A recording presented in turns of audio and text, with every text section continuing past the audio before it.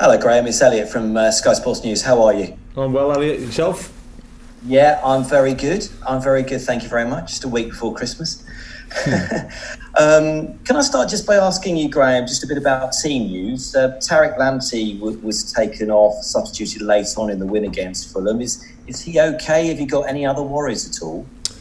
Well, just the normal in terms of just seeing how everybody recovers. Tariq had a bit of a knock and was feeling a bit of tightness, but he's recovered well. So we'll see how he goes. We'll probably give it until as close as we can to the game, but no problems from the match against Fulham. So fully fit squad, which is positive. Yesterday, the Premier League voted against the introduction of 5 substitutes, but you can have another 2 on the bench. I know Brighton voted for 5 substitutes. What's your reaction to that, and how will having an extra 2 substitutes help you during a game? Because I know you like to change tactics if you need to.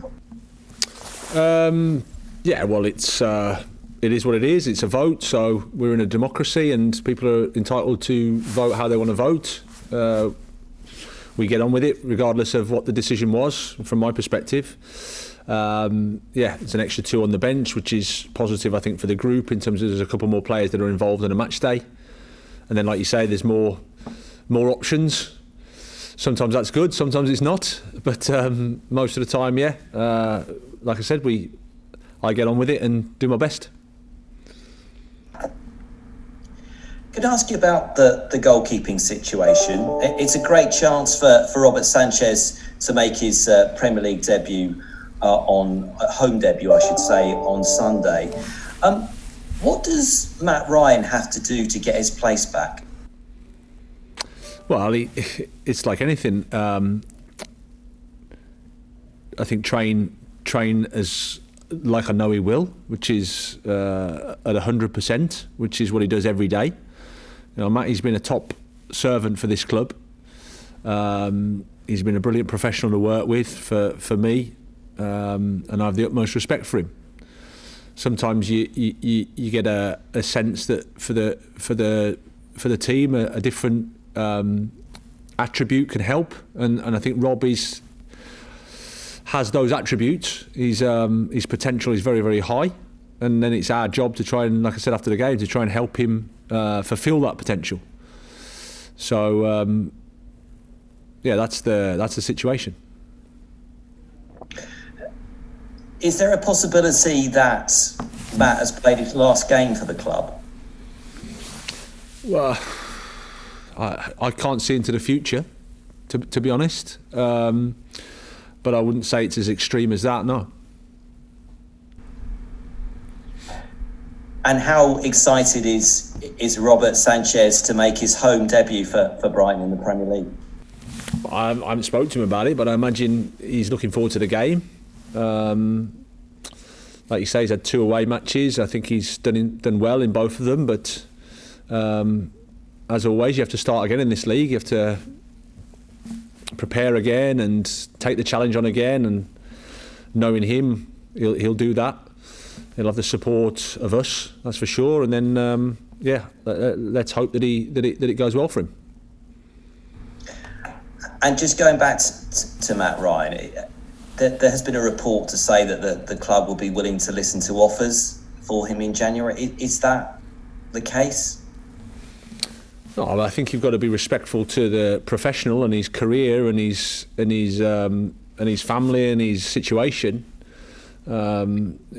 You know, on the one hand, we're saying that we're going to give Robert a chance and an opportunity, and him and Jason have done well. Jason's done well as a number 2, and you want to give them that time. And at the same time, then you know that the situation for him may be that he wants to be in a better position in terms of being involved somewhere where he's more able to play or more involved in playing. So I think out of respect for Matty, you've got to give him that freedom to do that. But in the end, it's down to Matty and the club, really. And just finally from me, Graham, it's an important game on Sunday.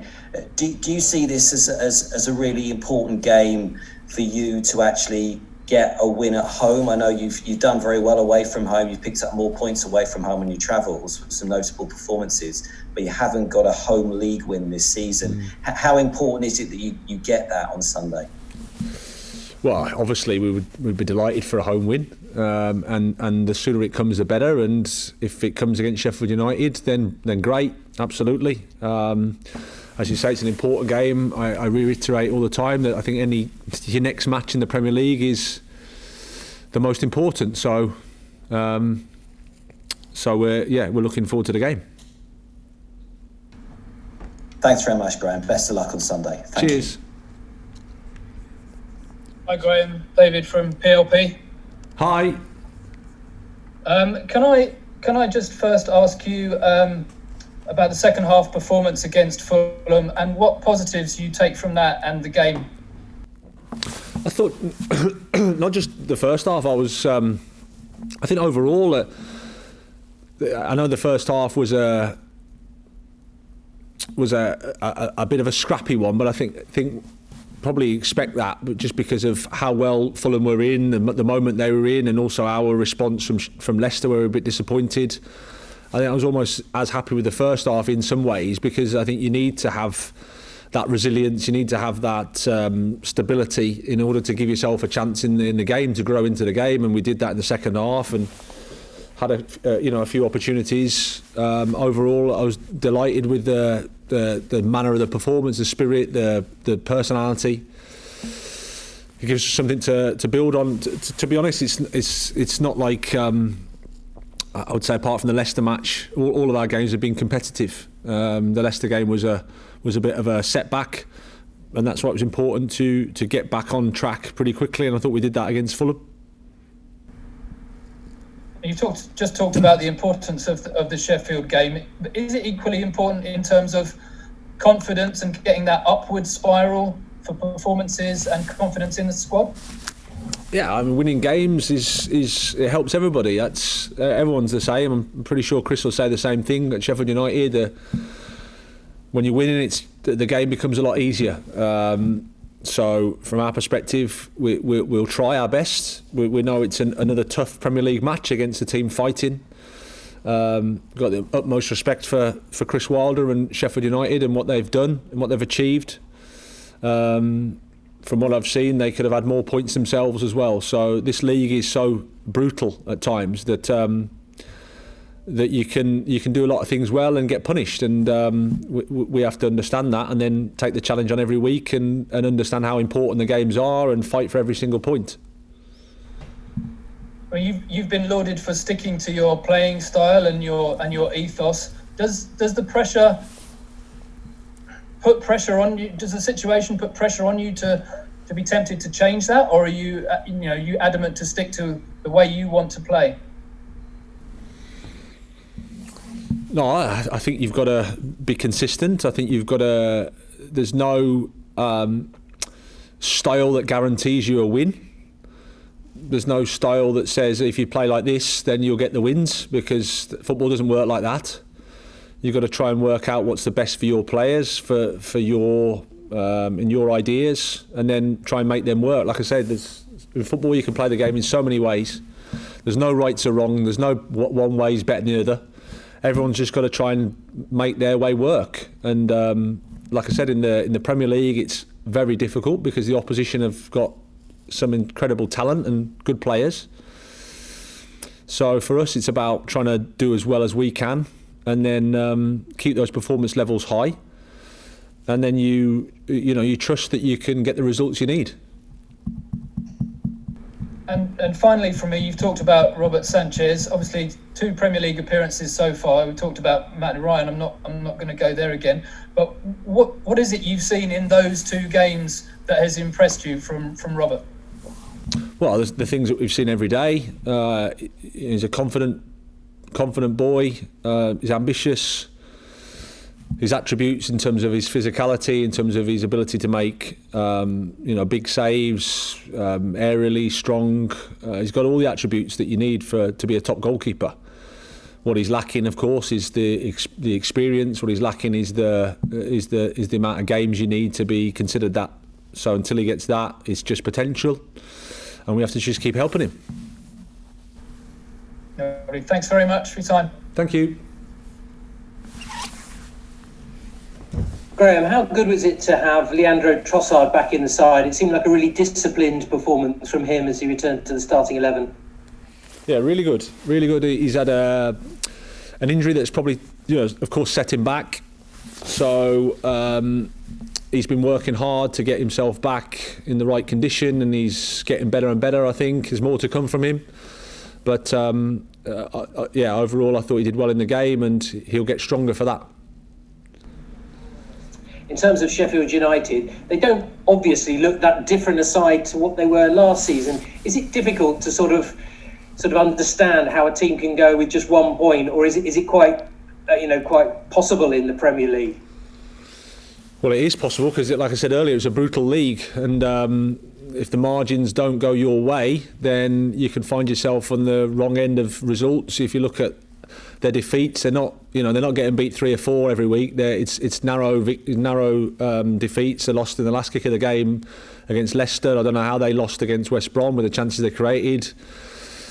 A lot of the things that I see with Sheffield United are positive, and what I saw last year. And like I said, I know Chris, I know his teams. They're always competitive. They never give up. There's a fantastic job, fantastic football story there, and regardless of where they are in the league or how many points they've got, I've got tremendous respect for him and Sheffield United as a club. In terms of the home form, I know you've talked about it before, but does it become like a mental thing at all, do you think, in the players, or is that something that you try not to talk about too much just because it creates that sort of feeling? No, I don't think so. I mean, I think it's a combination of we've played a lot of the top teams without our supporters. It's been a few too many draws, and wins are hard to come by, and that's how it is. But we're keen to address that. We're keen to change it. Sometimes you have to go through a period of suffering, and you can come through it, and then you can be stronger. And I think that's what we're all aiming for. Like I said, we'll do our best against Sheffield United, and that's an opportunity because it's the next match. But I know for sure it's not an easy match. It's not a gimme. We have to fight for everything. They're going to be ultra competitive, and as in every game in the Premier League, you've got to do your best and hope for a little bit of luck. And then when we get that win, we'll be delighted. And this festive period, some managers have been quite vocal about the quick turnarounds. Do you have any complaints? Obviously, you've got the 27th and the 29th as in very close proximity. Yeah, I think it's one of the Christmas traditions, isn't it? There's Christmas turkey, Christmas crackers, and managers complaining about the change of turnaround in games. I think sometimes it's fair, sometimes it isn't, and it's probably more. It's less fair for Sheffield United this time with their recovery time. It's less fair for us when we play against Arsenal because they've got an extra day. There's nothing we can do. We don't set the schedules. You just have to accept it and get on with it as best you can. Something that probably, in an ideal world, it would look different, but I don't think there's ever going to be that way. It's something that we always talk about, and it's never going to change, I don't think. So again, nothing I can control. Get on with it as best we, get on with it and do our best.